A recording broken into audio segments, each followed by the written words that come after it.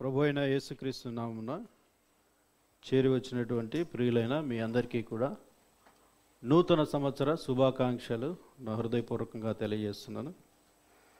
ఏంటి బ్రదర్, నూతన సంవత్సర శుభాకాంక్షలు ఈరోజు చెబుతున్నారు అనుకుంటున్నారా? దేవుడు న్యూ ఇయర్ అన్నాడు కదా.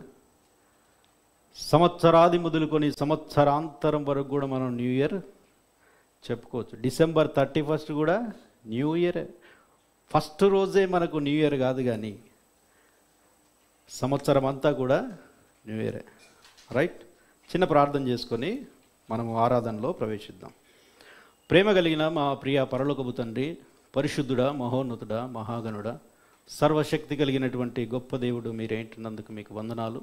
గతకాలం అంతా మమ్మల్ని అందరినీ కాచి కాపాడి సంరక్షించి మరొక సంవత్సరాన్ని మా జీవితంలో దయాకిరీటముగా మీరు అనుగ్రహించిన విధానమును బట్టి మీకు వందనములు తెలియజేస్తూ, ఈ యొక్క 2025 సంవత్సరం మొదటి పునరుద్ధాన దినాన్ని మీరు మాకు అనుగ్రహించినందుకు కూడా మీకు వందనాలు. ఎంతో ఆశతో ఆసక్తితో వచ్చిన వారిని బట్టి వందనములు తెలియజేస్తూ, ఈ ఆరాధన వర్తమానములో మీ సహాయాన్ని అర్థిస్తూ, వినగల చెవులు, గ్రహించే మనసు, అంగీకరించే హృదయము ప్రతి ఒక్కరికి మీరు అనుగ్రహించమని, మీరు చేసినా చేస్తున్నా చేయబోతున్న మేలన్నిటిని బట్టి వందనములు తెలియజేస్తూ, యేసు ప్రభువారి పవిత్రమైన నామంలో ఈ ప్రార్థన సమర్పిస్తున్నాం తండ్రి, ఆమెన్. ప్రియులరా, మన ఆరాధన నిమిత్తం కీర్తనల గ్రంథము 41వ కీర్తన 13వ వచనాన్ని మనం చదువుకుందాం. 41వ కీర్తన 13వ వచనాన్ని నేను చదువుతున్నాను. ఇశ్రాయేలీల దేవుడైన యెహోవా శాశ్వత కాలము నుండి శాశ్వత కాలము వరకు స్తుతింపబడును గాక. ఇశ్రాయేలీల దేవుడంట శాశ్వత కాలము నుండి శాశ్వత కాలం వరకు స్తుతింపబడును. ఎందుకు శాశ్వత కాలం? ఎందుకంటే ఆయన శాశ్వతముగా ఉండే దేవుడు అంటున్నాడు. శాశ్వతముగా ఉండే దేవుడు, నిన్న నేడు నిరంతరము ఒకే రీతిగా ఉన్నటువంటి దేవుడు, యుగ యుగములకు కూడా ఆరాధన దైవము ఆయనే.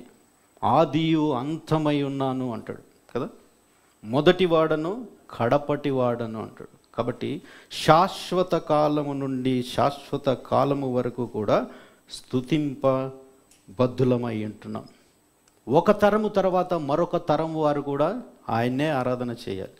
మనకంటే ముందున్న మన పితరులు ఎవరైతే ఇశ్రాయేల్ ప్రజలు ఉన్నారో వారు ఆయననే ఆరాధన చేయాలి. మన తర్వాత జనరేషన్ ఎవరైతే ఉంటున్నారో వారు కూడా ఆయననే ఆరాధన చేయాలి. ఎందుకంటే ఆయన శాశ్వతమైన వాడు గనక శాశ్వతమైన ప్రేమతో మనల్ని ప్రేమిస్తున్నాడు. చూడండి, ఒక మాట చూద్దాం. ఇర్మియా గ్రంథం 31వ అధ్యాయం. ఇర్మియా గ్రంథము 31వ అధ్యాయము 3వ వచనాన్ని మనం చూడగలిగినట్లయితే బాగా సుపరిచితమైనటువంటి వాక్య భాగము. చాలా కాలము కిందట యెహోవా నాకు ప్రత్యక్షమై ఇట్లనెను, శాశ్వతమైన ప్రేమతో నేను నిన్ను ప్రేమించుచున్నాను. ఎందుకంటే దేవుడు శాశ్వతమైన వాడు గనక అదే శాశ్వతమైన ప్రేమతో మనల్ని ప్రేమిస్తున్నాడు. మనం మంచివారమని కాదు, ఆయన ప్రేమ గొప్పది. మనము నమ్మదగిన వారం, ఆయన నమ్మదగిన దేవుడు కదా. మనందరికీ తెలుసు 2024లో మనము ఆయనకి నమ్మకంగా ఉన్నామా? ఎన్నో విషయాల్లో అపనమ్మకంగా జీవించాం. ఎన్నోసార్లు మందిరాన్ని ఎగ్గొట్టాం, ఎన్నోసార్లు బైబిల్ చదవకుండా నిద్రపోయిన దినాలు, ఎన్నోసార్లు ప్రార్థన చేయకుండా పడుకున్న దినాలు, ఎన్నోసార్లు ఆజ్ఞను అతిక్రమించినటువంటి దినాలు. అయినా నిన్ను నన్ను దేవుడు శాశ్వతమైన ప్రేమతో ప్రేమిస్తున్నాడు. అది ఆయన ప్రేమ. అందుకే దేవుడు లోకమును ఎంతో ఎంతో ప్రేమించాడు, ఎంతో ప్రేమించాడు. ఈరోజు మనము ఉనికి కలిగి ఉన్నామంటే, చలించుచున్నామంటే అది ఆయన మహాకృప అని ఎప్పుడు కూడా మనం మర్చిపోకూడదు. ఆయన కృపకు మరి ఎలా స్పందించాలి? ఆయన కృపకు మనం ఎలా స్పందించాలి? నూతన సంవత్సరాన్ని దేవుడు మనకు దయాకిరీటంగా ఇచ్చినప్పుడు ఎంతో కృతజ్ఞతా భావము కలిగి ఉండాలి. మళ్ళీ అదే పాత జీవితానికి వెళ్ళకూడదు. ఒక సంఘటన జ్ఞాపకం చేస్తాను. ఒక రాజుగారు ఆయన వెళ్తున్నప్పుడు ఒక అడుక్కుండేటువంటి అమ్మాయి, అందమైనటువంటి అమ్మాయి కనపడినప్పుడు ఆమెను వివాహం చేసుకున్నాడు. ఈమె ఎంత చక్కగా ఉంది, ఎందుకంటే రాజులకు ఎక్కువగా ఎవరు కనపడే కానీ ఆ రోజుల్లో వివాహము చేసుకునేటవాళ్ళు. సరే అని చెప్పి అయితే వివాహము చేసుకునేటప్పుడు ఒక కోరిక కోరింది ఆవిడ. ఏంటా కోరిక? నేను భోజనము నీతో కలిసి చేయలేను అని. సరే దాందేముంది, రూమ్లోకి వెళ్ళి చేస్తుందిలే అనుకున్నాడు. సరే కొన్ని రోజులు జరిగిన తర్వాత ఇంతకీ ఈమె రూమ్లో పోయి ఏం చేస్తుంది అని చూస్తే రాజు ప్యాలెస్ కదా, రాజు ప్యాలెస్లో ఎలా ఉండాలి అసలు, కానీ తినేటప్పుడు మాత్రము మళ్ళీ ఆవిడ బుద్ధి బోనించుకోలే. అడుక్కునేటప్పుడు ఎలా అడుక్కుంటారు? ఆ పాత్ర పెట్టుకొని నాకు ఒక ముద్ద ఏమో. అలాగే ఆవిడ రూమ్లోకి వెళ్ళి నాకు ఒక ముద్ద పెట్టు అని అలా తింటేనే ఆవిడకు తృప్తిగా ఉంటుందంట. ప్యాలెస్కి వచ్చినా కానీ అడుక్కుండే బుద్ధి మాత్రం పోలేదు. అలాగే మన జీవితాల్లో కూడా సంవత్సరాలు గడుస్తున్నా కానీ ఆ పాత జీవితాన్ని వదిలిపెట్టకుండా ఉన్నారు. ఎంత కృతజ్ఞత కలిగి ఉండాలి. రాజుగారి భార్య అయితే ఆవిడ బుద్ధి మార్చుకొని రాజు ప్యాలెస్లో చక్కగా అక్కడ కూర్చొని భోజనం చేయాలి. ఎంతో కృతజ్ఞత కలిగి రాజుకు అడుక్కుంటున్న నన్ను తీసుకొని వచ్చి నీ ప్యాలెస్లోనికి తీసుకొచ్చి నీ పక్కన కూర్చోబెట్టుకొని నాకు భోజనం పెడుతున్నావు అని కృతజ్ఞత భావము కలిగి తన జీవితాన్ని సమర్పించాలి. మనల్ని కూడా దేవుడు ఎలాంటి స్థితిలో ఉన్న మనల్ని రక్షించాడు దేవుడు? పాపపు బంధకాల్లో ఉన్నటువంటి మనం, నరకానికి పాత్రులమైనటువంటి మనం కదా, అలాంటి వారిని తీసుకొని వచ్చి దేవుడు ఏమన్నాడు? నేనుండే స్థలంలో నేను ఉంచుతానన్నప్పుడు ఎలా కృతజ్ఞత కలిగి ఉండాలి మనం? నువ్వు నరకపాత్రుడు, నేను నరకాన్ని అనుభవించాను, నరక శిక్ష అనుభవించాను. ఆ యొక్క కృతజ్ఞతకి మన స్పందన ఎలా ఉంది? మన జీవితాన్నే అర్పణగా దేవుడికి అర్పించాలి. సజీవ యాగముగా మన శరీరాన్ని కృతజ్ఞత భావముగా దేవునికి సమర్పించేవారుగా మనం ఉండాలి. అందుకే ఆయన శాశ్వతమైన ప్రేమతో మనల్ని ప్రేమిస్తున్నాడు.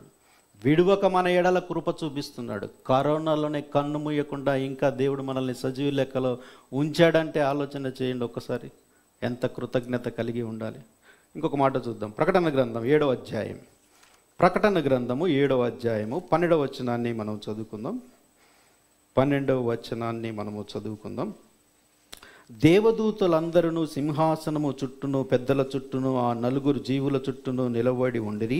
వారు సింహాసనము ఎదుట సాష్టాంగపడి ఆమెన్, యుగ యుగముల వరకు మా దేవునికి స్తోత్రములు, మహిమయు, ఘనతయు, కృతజ్ఞత, స్తుతియు, ఘనతయు, శక్తియు, బలమును కలుగునుగా కానీ చెప్పుచూ దేవునికి నమస్కారము చేసిరి.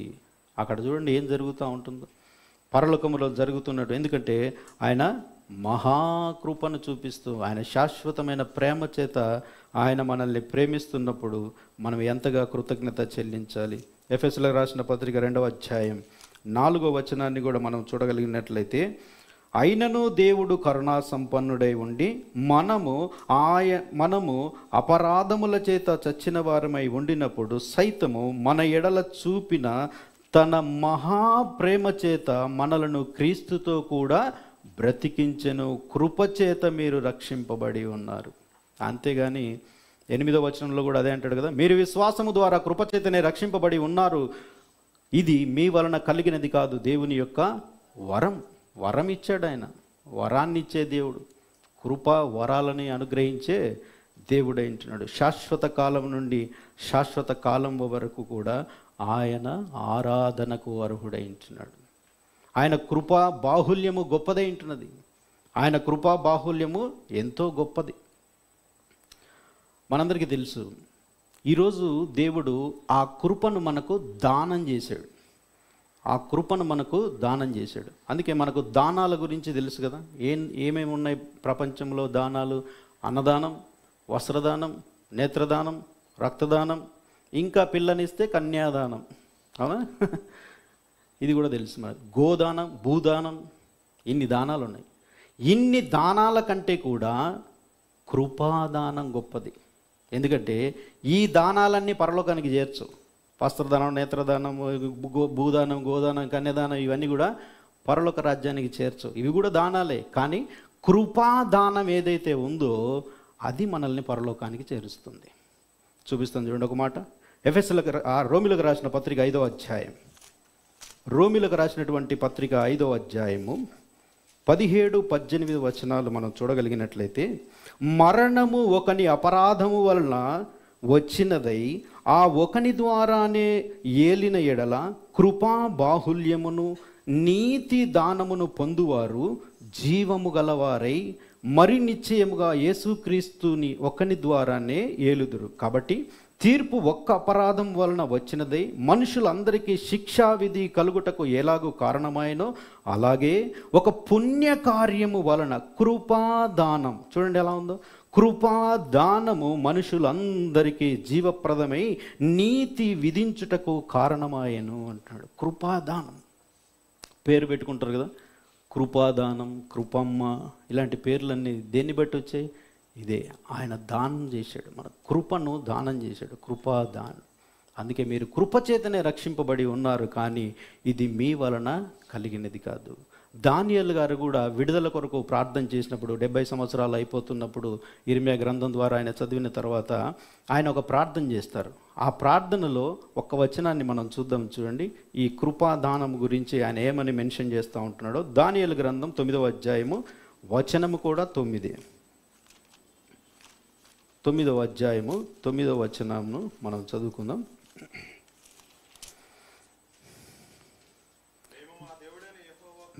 మేము మా దేవుడైన యెహోవాకు విరోధముగా తిరుగుబాటు చేసితిమి, అయితే ఆయన కృపా క్షమాపణలు గల దేవుడు, కృపా క్షమాపణ కలిగినటువంటి దేవుడు అంటున్నాడు.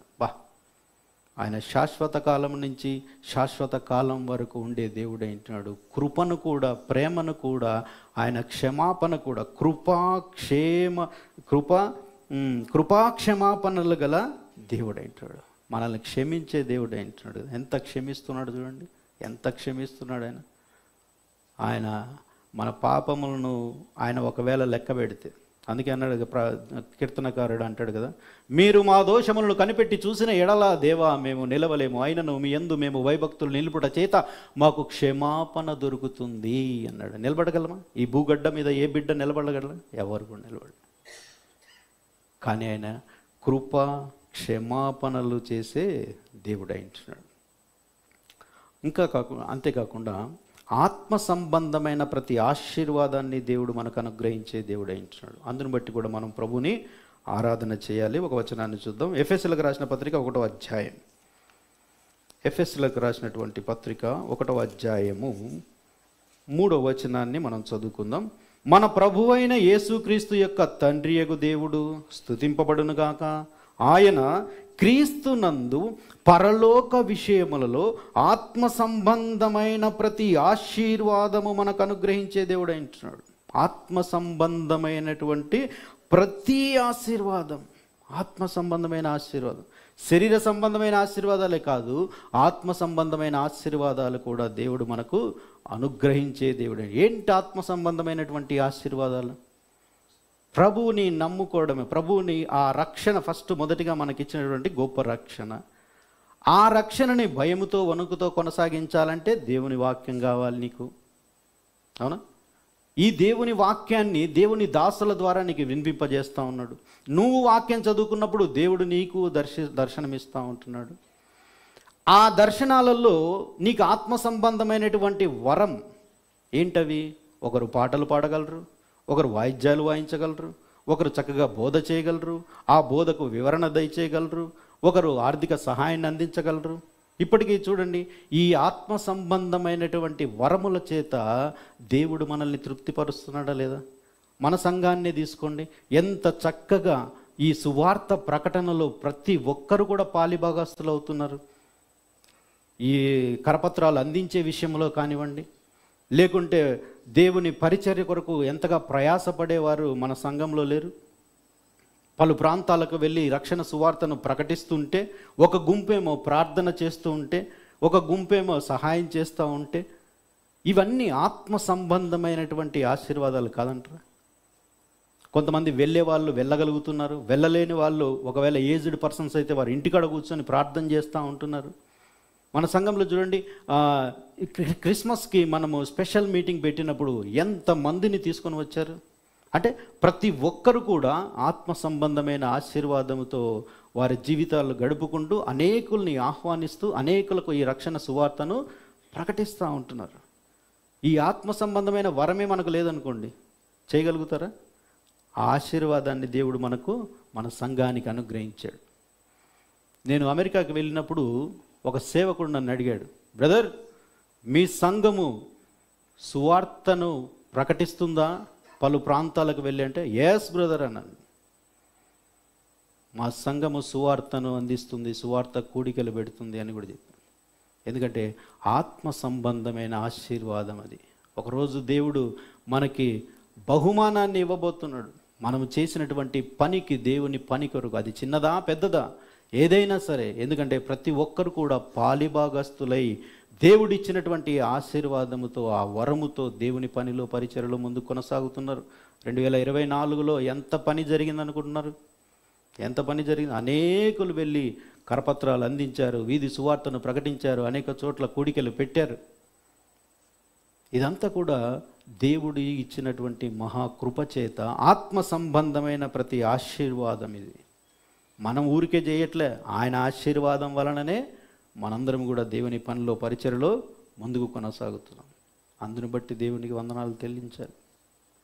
ఎందుకంటే వాక్యము నీళ్ళ మీద చల్లుము, అది ఒకరోజు నా దగ్గరికి వస్తుంది. ఈరోజు నీవు నేను రక్షింపబడ్డామంటే దాని వెనక ఎంతోమంది ప్రార్థన చేశారు, ఎంతోమంది ఆర్థిక సహాయం చేశారు, ఎంతోమంది వారి శరీరాన్ని నలగొట్టుకున్నారు. అందుకే ఈరోజు నీవు నేను రక్షింపబడ్డాం. కాబట్టి మనము చేస్తున్నటువంటి ఆ పని ఏదైతే ఉందో అది దేవుడిచ్చినటువంటి ఆశీర్వాదం. అందును బట్టి కూడా దేవునికి వందనాలు చెల్లించాలి. మరొక మాట చూసుకొని మనము ఆరాధనలో ప్రవేశిద్దాం. కొరింథీయులకు రాసినటువంటి 2వ పత్రిక 1వ అధ్యాయము 3వ వచనాన్ని కూడా మళ్ళీ మనం చదువుకుందాం. కనికరము చూపు తండ్రి, సమస్తమైన ఆదరణ అనుగ్రహించు దేవుడు, మన ప్రభువైన యేసుక్రీస్తు తండ్రి అయిన దేవుడు స్తుతింపబడునుగాక అంటున్నాడు. ఏంటంట? కనికరము చూపు తండ్రి, సమస్తమైన ఆదరణను అనుగ్రహించు దేవుడు మన దేవుడు. సమస్తమైన ఆదరణ, కనికరాన్ని చూపిస్తున్నాడు, ఆదరణ కలిగించే దేవుడు. అంటే ఎన్నోసార్లు మనకు ఆదరణ కలగజేయలేదా? నేనున్నాను అని చెప్పలేదా దేవుడు? వాక్యం చేత మనల్ని దర్శించి బలపరిచి కృంగిన వేళలో కూడా దేవుడు నేనున్నాను అని చెప్పలేదా? భక్తులు అందుకే ప్రార్థన చేస్తారు, నేను కదలను అంటాడు. నరులు నా మీదికి వచ్చినా కానీ వారేమి చేయుదురు అంటాడు దావీదు గారు. ఏం చేస్తారు? ఎవ్వరేం చేయరు. దేవుడు అందుకే నీకు విరోధముగా రూపింపబడినటువంటి ఏ ఆయుధము కూడా వర్ధిల్లదు అని చెప్పాడు. కాబట్టి కనికరాన్ని చూయి. ఆయన కనికరం ఎంత గొప్ప తెలుసా? ఆయన యందు భయభక్తులు గలవారికి ఆయన కనికరము యుగ యుగములు ఉంటుంది అంటున్నాడు. యుగ యుగములు ఉంటుందంట. లూకాసు వార్త 2వ అధ్యాయము 52వ వచనం అనుకుంటా. ఆయన కనికరం ఎలా ఉంది? 50వ వచనం. తన యందు భయభక్తులు గల వారి మీద ఆయన కనికరము తరతరములు ఉండును అంటున్నాడు. చూడండి, తరతరాలంట. అంత తరతరాలు ఇచ్చేది, ఎందుకంటే శాశ్వతమైన దేవుడు కదా. ఆయన కనికరము కూడా తరతరములు ఉండును అంటున్నాడు. తరతరములు ఉండు. ఆయన తన బాహు చేత పరాక్రమమును చూపెను, వారి హృదయ ఆలోచనలు విషయమే గర్విష్ఠులను చెదరగొట్టును అంటున్నాడు. కాబట్టి ఆయన కనికరం చూపే తండ్రి అంటున్నాడు. ఆదరణ కలిగించే దేవుడు మనకు ఉంటున్నాడు. ఎన్నిసార్లు మనము వాక్యాన్ని చదువుతున్నప్పుడు దేవుడు మనల్ని ఆదరించలేదు, ఆదుకోలేదు? వాక్యమే కదా మనకు ధైర్యాన్ని ఇచ్చేది. నీ వాక్యమే నా బాధల్లో నెమ్మది కలగజేస్తుంది, నా త్రోవల్లో వెలుగును కలగజేసేది ఇదే అంటున్నది. కాబట్టి ఇంకొక వచనం చూద్దాం. 94వ కీర్తన 19వ వచనాన్ని కూడా మనం చూస్తే, నా అంతరంగమందు విచారములు హెచ్చుగా, నీ గొప్ప ఆదరణ నా ప్రాణమునకు నెమ్మది కలగజేయును. నీ గొప్ప ఆదరణ ఏం చేస్తుందంట? నా ప్రాణమునకు నెమ్మది కలగజేస్తుంది. దేవుడి యొక్క ఆదరణ ఏం చేస్తుందంటే మనకు నెమ్మది. ఎంతమంది చెప్పినా మనకు నెమ్మది ఉండదు. అదే దేవుని వాక్యం ఒక్కటి మనల్ని దర్శించింది అనుకో, ఎంత నెమ్మది, మన ప్రాణానికే నెమ్మది, ప్రాణానికి నెమ్మది. అందుకే భక్తుడు అన్నాడు, నా బాధలలో ఇదే నాకు నెమ్మది కలగజేసేది అంటున్నాడు. ఆదరణ ఇచ్చేది దేవుని వాక్యం ఏంటిది. కాబట్టి ఈ ఆదరణ ఇచ్చే వాక్యం కొరకు మనం ఎంత చదువుతున్నాము, ఎంత వింటున్నాము అనేది మనల్ని మనం ప్రశ్నించుకోవాలి. 2024లో మనం ఎంత విన్నామో, ఎంత చదివామో అన్నది మనం ప్రశ్నించుకొని ఆయన ఆదరణే మనకు కలగజేస్తుంది. మన బాధల్లో ఇదే మనకు నెమ్మది కలగజేస్తుంది. ఇంకా విశ్వాసములో వృద్ధి పొందించేది కూడా దేవుని వాక్యమే. ఒక అడుగు మనం ముందుకు వెయ్యాలన్నా కూడా దేవుని వాక్యమే. దేవుని పని చేయాలన్నా ఈ వాక్యమే. మనల్ని పౌలు గారు అంటారు కదా, నన్ను బలవంత పెడుతుంది అంటాడు. బలవంత పెడుతుంది. మందిరానికి పరిగెత్తుకుంటే ఎందుకు రాగలుగుతున్నాం? దేవుని పని పరిచర్య అంటే ముందుకు ఎందుకు పోగలుగుతున్నాం? ఈ వాక్యం మనల్ని బలవంత పెడుతుంది, ఆదరణ కలగజేస్తుంది. వాక్యం గురించి ఎన్నో వచనాలు మనకున్నాయి. చివరిగా ఒక 2 వచనాలు మనం చూసుకొని మనము ప్రార్థన చేసుకుందాం. రోమీయులకు రాసిన పత్రిక 15వ అధ్యాయము 4వ వచనాన్ని కూడా మనం చూసుకొని ఆరాధనలో ప్రవేశిద్దాం. రోమీయులకు రాసిన పత్రిక 15వ అధ్యాయము 4వ వచనం. ఏలయనగా ఓర్పు వలన లేఖనము వలన ఆదరణను మనకు నిరీక్షణ కలుగుటకై పూర్వమందు వ్రాయబడినవన్నీ మనకు బోధ కలుగు నిమిత్తం వ్రాయబడి ఉన్నాయి. లేఖనాలు ఏముంటున్నాయండి? ఆదరణ ఉంటుంది. మనకు నిరీక్షణ కలుగుటకై పూర్వమందు వ్రాయబడినవన్నీ మనకు బోధ కలగడానికి లేఖనాలలో ఆదరణ ఉంది. లేఖనం అంటే దేవుని వాక్యం. ఆదరణ ఒకటే ఉందా? లేఖనములయందు నిత్య జీవము కలదని ఎరిగి అంటాడు యోహాన్ గారు. లేఖనాలలో నిత్య జీవం ఉన్నది అంటాడు. నిత్య జీవము అనుగ్రహించునన్నదియే దేవుడు మనకు చేసిన వాగ్దానం అన్న మాట కూడా మనకు కనబడుతుంది. యోహాన్ గారు రాసిన మొదటి పత్రిక 2వ అధ్యాయం 25వ వచనంలో ఈ మాట మన కంటికి కనబడుతుంది. లేఖనములలో మనకు నిత్య జీవం ఉంటున్నది. వాగ్దానం చేసిన దేవుడు ఆయన నమ్మదగిన దేవుడు ఇచ్చినాడు. కాబట్టి అటువంటి దేవుణ్ణి మనం ఈరోజు ఆరాధన చేద్దాం. శాశ్వత కాలం నుంచి శాశ్వత కాలం వరకు ఉన్న దేవుడే ఇంటున్నాడు. కృపా దానాన్ని ఇచ్చినటువంటి దేవుడు, కృపా క్షమాపణ కలగజేసినటువంటి దేవుడే ఇంటున్నాడు. మనకు ఆదరణ కలగజేసే దేవుడే ఇంటున్నాడు. అట్టి దేవుణ్ణి మనము ఆరాధన చేద్దాం. దేవుడి వాక్యం దీవించు.